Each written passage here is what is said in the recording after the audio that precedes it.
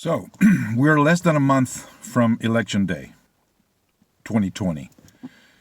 I decided to make this video because I can't stand it anymore. I know that every 4 years they tell you this is the biggest, the most important election in your lifetime. This time, I think it's true. This is for all those Democrats, the old guard Democrats who truly believe in this country. And I know there are Democrats that do believe in this country. Please, if you haven't been paying attention, if you are watching the mainstream media and you're buying all the stuff that's being said, please open your eyes. Try to do some research. Go back, Google Kennedy's speeches from the 60s, and you will see that if today Kennedy were alive and a politician, he would be considered a conservative. That is how far the left has moved the Democratic Party. If you grew up believing in the Constitution, believing in the Bill of Rights, being a true liberal in the classical sense, in a Jefferson classical sense, where you understood that the creation of this country was based on individual freedom, the Bill of Rights, the ability to speak your mind, free speech, all that is gone. The Democratic Party has been taken over by the far left. You have to be able to see that. If you have any sense and you know how things used to be, you have to see that. What they're doing now is basically trying to destroy the system to put something else in its place. And guess what? It's socialism. And again, if you're older, you know what happened to socialism experiments throughout history in the 20th century. Now, if you're young and you went through college or even through the educational system, you probably have been brainwashed. I don't know if there's any way to convince you otherwise if you're young, but please, go back and research. It's not that difficult. It has never worked. It's always a play on power. The elites want to dominate the rest of us. They think we're stupid. The masses, they call us. We cannot know what to do with our lives, so that we need an elite of people that will tell us how to live our lives. And that experiment has been run in Russia, in China, in North Korea, now in Venezuela, in Cuba. It never works. And the reason we're here today is because throughout decades, they infiltrated basically academia, the college campuses. This happened in the 60s. Let me give you a brief history of it. When the Soviet Union was known to be a disaster, and China's Mao was known to be a disaster, and they killed millions of people, and it didn't work. It was horrible. When the news came out of that, especially because of Solzhenitsyn, who wrote a brilliant book, the Gulag Archipelago. If you haven't read it, you have to read it. It's the history of the Soviet gulags, the prisons. Everything was debunked. So the intellectuals in Europe and in America who were kind of saying, oh, maybe this works, this is the solution for humanity, they couldn't say that anymore because it was proven wrong. So instead of saying, hey, this doesn't work, okay, let's forget about it. No. The French, a group of French intellectuals, quote unquote, said, no, we need to find something different. Instead of going by the difference in classes like the proletariat and the bourgeoisie, which was Marx's idea that the two classes, the capitalists and the workers, that didn't work. The revolution happened in Russia and China, but it didn't spread to Europe. So they said, we have to find another way to put this. And that's when they came up with identity politics. So they substituted the capitalist and the proletariat by identity politics. You're a male or you're a female, you're gay, you're lesbian, you're white, you're black, you're Hispanic. And they put us in all these different groups. And they came up with a lot of new words that you probably have heard and you probably don't even know what they mean, like intersectionality, social justice. Anytime you put something, an adjective before that word justice, you screw it up because it's just justice. You don't have to put an adjective before it.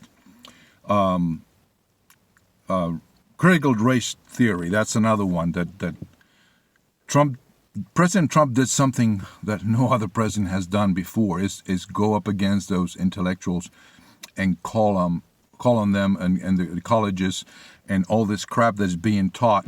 And because it was taught in colleges for decades, now it has become part of the culture.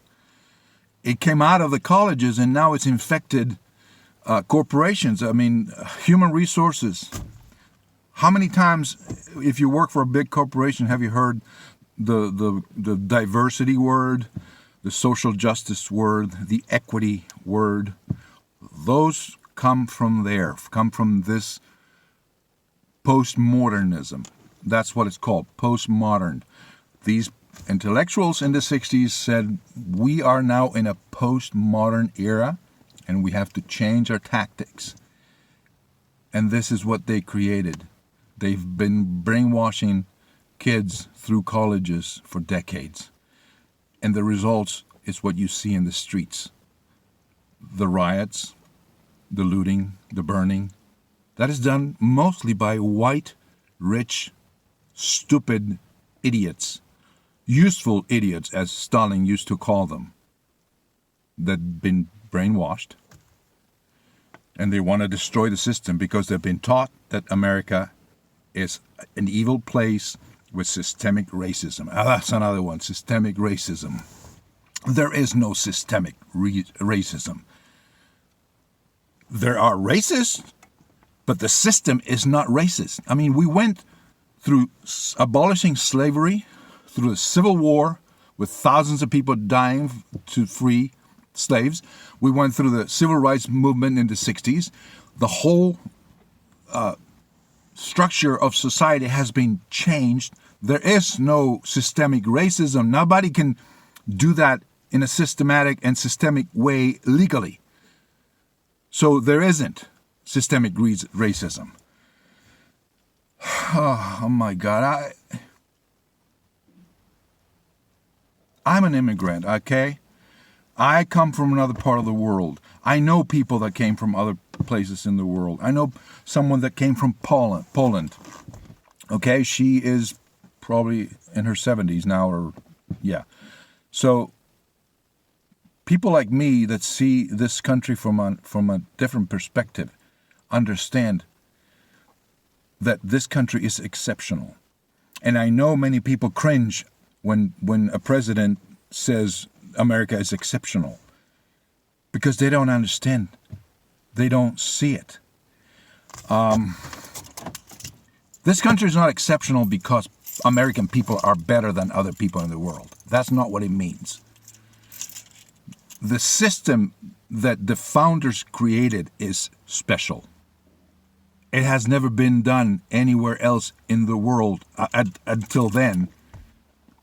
The whole history of humanity has been monarchies or elites with power and people at the bottom. In the 1776 Declaration of Independence, it was the first time where it was put into practice and into paper, actually. It's not an old, dusty document. It's relevant today. It's the first time where the individual was put up above the government. When they said we have unalienable rights that come from a creator, they put those rights above the government. They said the government was created to protect those rights that we already had before the government was formed. That is amazing. That had never happened before in the history of humanity. That's why this country is special, exceptional. The system is exceptional. But for the last over 100 years, since the late 1800s, beginning of 1900s, there have been people trying to destroy it, bit by bit. It's so good that it has lasted this long, but it's in its last leg. If we don't do anything now, if the next election we lose, the conservative side loses, and we get Democrats who are not Democrats anymore, they're socialists, that's it. We're done. This country will be destroyed.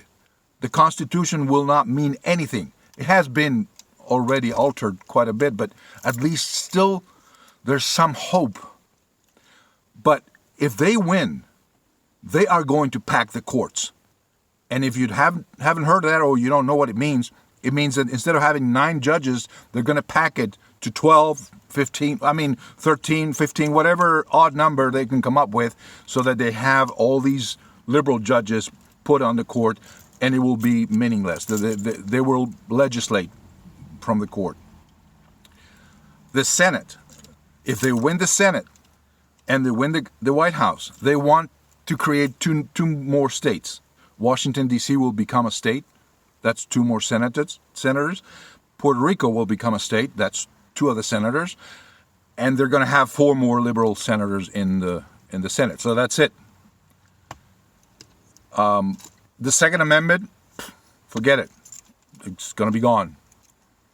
So please, if you're an older Democrat who's not being really paying attention, I beg you, understand that this is not the Democratic Party that you know or that you thought you knew. Okay? This is different. It's been taken over by the far left. And they want to destroy the system, and it's not hyperbole. They want to destroy the system and put something else in its place. Please do your homework. Don't believe what you hear in the media. Please, I'm begging you. This is the last place on earth. If this goes down, there's no place to go. People like me that came on purpose, there's no place to go. Please, think. I beg you.